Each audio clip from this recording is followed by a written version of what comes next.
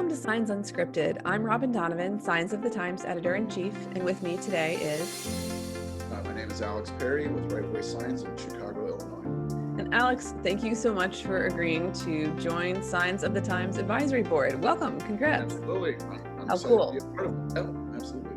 Yeah, so folks, if Alex sounds familiar or looks familiar, he has been in our pages as one of the makers of Tomorrow a couple years ago, and has been just kind of regularly around. So we're really excited to have you on the board, Alex. But the reason I wanted to have you on isn't just because of your notable work that we've covered in the past, but I wanted to hear from you about what you're doing kind of as a response to the new economic situation right now. Yeah, absolutely. So, it's interesting. We started to see indicators that something was going on in not just the sign business, but just overall business. We had a few contracts pull the plug in late February. One in particular was a mall development here in the Chicagoland area. And I'm not sure if they saw some things going on.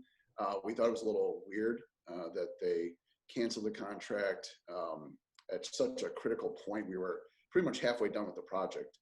And so we started to see some slowing down of accounts receivables. So I called a few people from my previous job when I was working with the Illinois Chamber of Commerce, just kind of talking through, what they were seeing. And May 7th, I had a call with the Small Business Administration's office here in Chicago. And at that point, there was no declaration of disaster for Illinois. So California had one, Washington State had one, but it's hard to think back just 2 months ago, there was a lot of states didn't even have a disaster declared. But our business and our receivables was going downhill pretty fast. And then 10 days later, the declaration was filed. And I think that's when everyone was hitting the panic button. So we started laying off employees shortly after March 7th with the intention of bringing most of them back. But we didn't get our PPP funding from the Small Business Administration until about a week ago. So, okay. So that's a 6-week gap or 7-8 week gap? 6-week gap. We also applied for economic disaster loan from the SBA. We got that as well. So those two forms of funding have really helped us in the last 2 weeks kind of reevaluate how we move forward. My fear is that it's a Band-Aid. What happens after the 2 weeks for the PP or the 2 months for the PPP, right? That's 8 weeks. Yeah.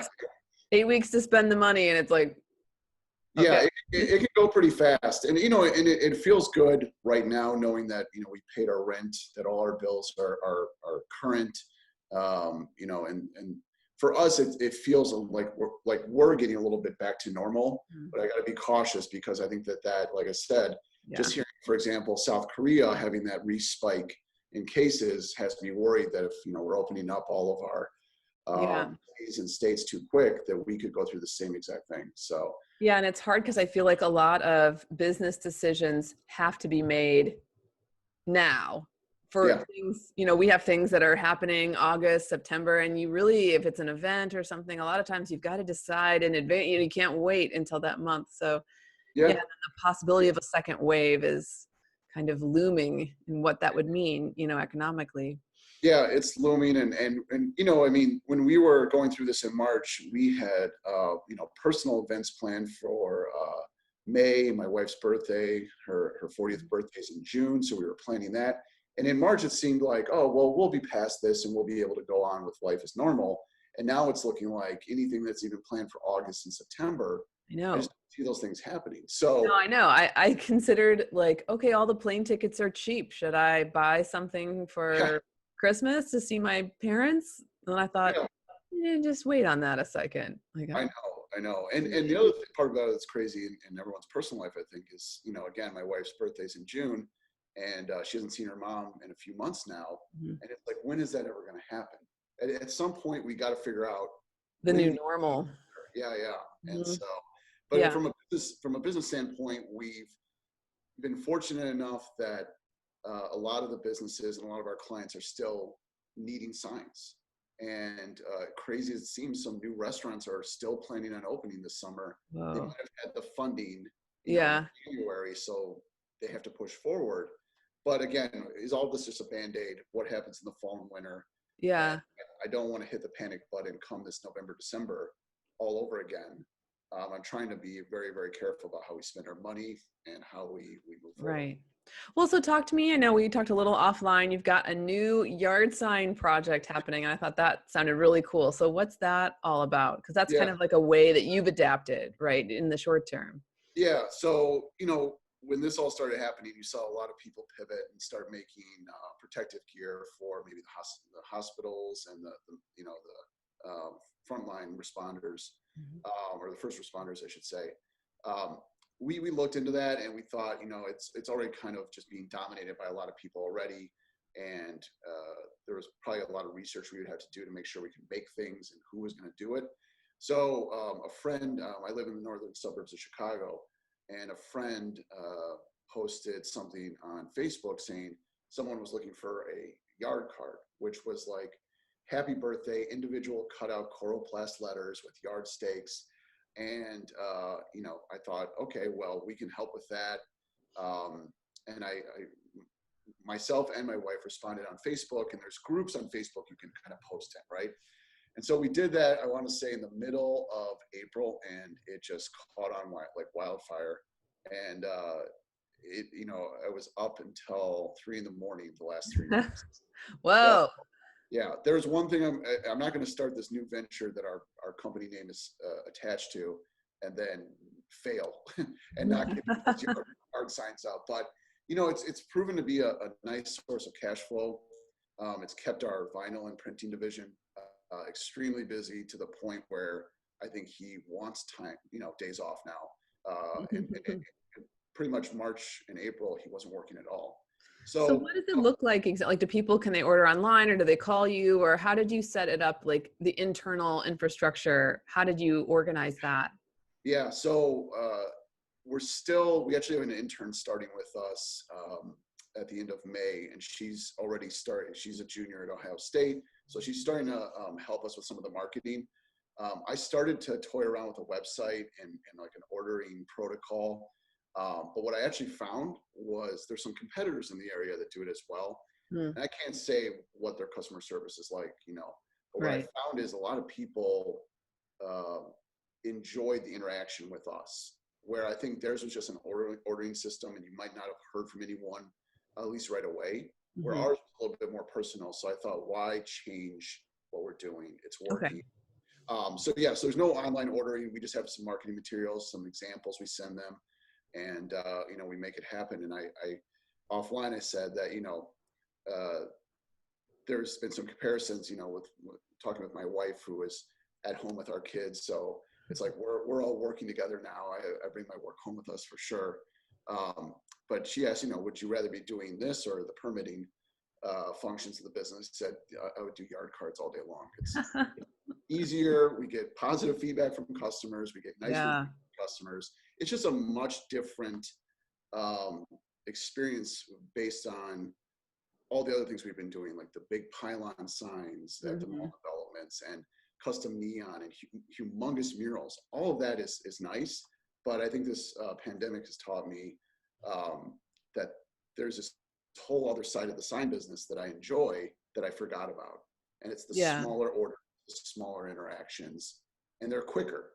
They don't And it take really 3 like speaks to what people want right now. I think, I just did a first like socially distant, any type of socializing this past weekend. And it was someone's birthday, and someone driving by was like, "This is my third birthday." Everyone's, if their birthday was in April, they're celebrating now. They're doing some kind of, spaced Yeah, apart type of interaction. So yeah, there is a kind of, I think, pent up demand to like self-expression and expressing affection in some way, right? Birthdays and all these sorts of celebrations that are kind of stiff. there's and that's exactly why people are doing these, for those drive-by celebrations, and like you said, a different kind of way of communicating to people a message. And we did a few happy Mother's Day yards this weekend. We did a lot of graduations. I actually, if you're going to post this, obviously to the site, I can share a photo that one of our clients sent us, and she gave us permission to use it. But it's her daughter jumping with her cap and gown. She graduated. I don't know if she graduated from high school and is going to Syracuse, or she graduated from Syracuse. But it's a great photo, and it just really shows that people aren't marching in their graduations, and they're trying to find different ways to celebrate those achievements. Yeah. So it's a new world. It is. Yeah. It's fun to see some little sparks of joy amidst all the heaviness too. There's like you said that thing about South Korea earlier, and I was like, I didn't even know that. I didn't check the news yet today, Alex. Give me a break. Oh, well, and that's the thing, is I'm trying not to watch it as much anymore, but I saw that briefly. And but yeah, I mean, we're also trying to navigate and communicate with, as I've worked a lot with the city of Chicago, trying to convince them that the current way is not working. And right. I'm reading articles about San Francisco, about how everything before this, and Chicago is just as true. I don't know about New York City, but the big cities, the way things used to be, we can't go back to that because the businesses need to have the support of their governments to succeed.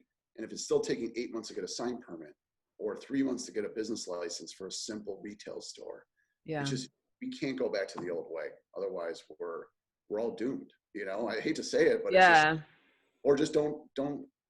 Well, it's too much of a burden, I suppose, is what it sounds like you're saying, is like it's too much of a burden on an overburdened system, especially for small businesses, right? So that's interesting. I mean, I haven't really heard anyone talk about, is there any like proactive change, or like, ever the advocate, Alex, good job. Yeah. But something that's going to come out of this that could help the industry is that sort of thing. Well, in my draft mailbox is a letter to the mayor's office here in Chicago about is there any proactive, have they been giving thought to this? And I get it. I mean, the health and well-being of the citizens and everyone comes first, but I hope those conversations are happening, because Chicago has done a lot of great things to support. I mean, they had a resiliency fund of $100 million to dish out to small businesses in Chicago. They're doing webinars to kind of keep people going and figure out how to navigate these difficult times. But I think it goes a lot further than that. The support that we would really, really help is to know that restaurant that we're working on, his signage, he wants to open in July. I'm trying to tell him he's not going to have an approved sign permit till maybe November or December, based on the current system. Yeah. And anyone that would argue with me about that at the city, I would love to debate that, because I would show them that the different departments, the bureaucracy it goes through, you can't, there's just no way it's going to be approved in time. And so he's got to make the decision. Do we just hand the sign off to him, and he either installs it himself, which would not be good, by the way, or does he find an installer that there's a lot of those, this, across the country, that they don't do the permits. They just install the sign for the client and then move on. And I'm not saying that that's a bad thing, because they serve a market of people that, we want to all be in compliance. But at the end of the day, these small businesses, they can't wait for 6 months to open because they don't have a sign permit. It's pretty hard to open without a sign. It is. So, and I try to not be biased, because I'm in the sign business. I want to, and not feel like I'm doing it just for us to make money. Sure. I really try to put myself in the shoes of these small business owners and say, I just couldn't imagine what they're going through right now to begin with, how nervous they are about putting all their life savings into this business and then not have their sign. Yeah. Everything else, bad, but not their sign. So those are the things I'm wrestling with, and I'm not sure about a lot of the other sign companies in the Chicagoland area, if they're going through the same thing, but it's a challenge. So yeah, city's got to support us, and every city, and try to figure out how to see some positive changes, throughout this. For sure. So Alex, I guess we're about out of time. I wanted to ask you, did you want to give a shout out to whoever made your hat or your banner behind you? Yeah, so we'll scroll up here so everyone can see it.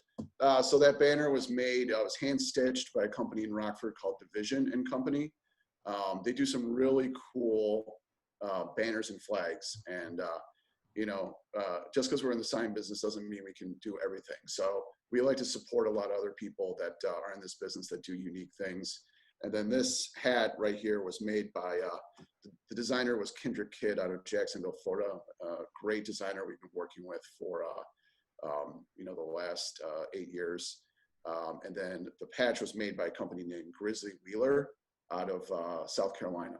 So a lot of different names here. All right. I can send you the links if you want to post it to the website. Awesome. Yeah, will do. And so give us your website, Alex, in case people want to learn more about you.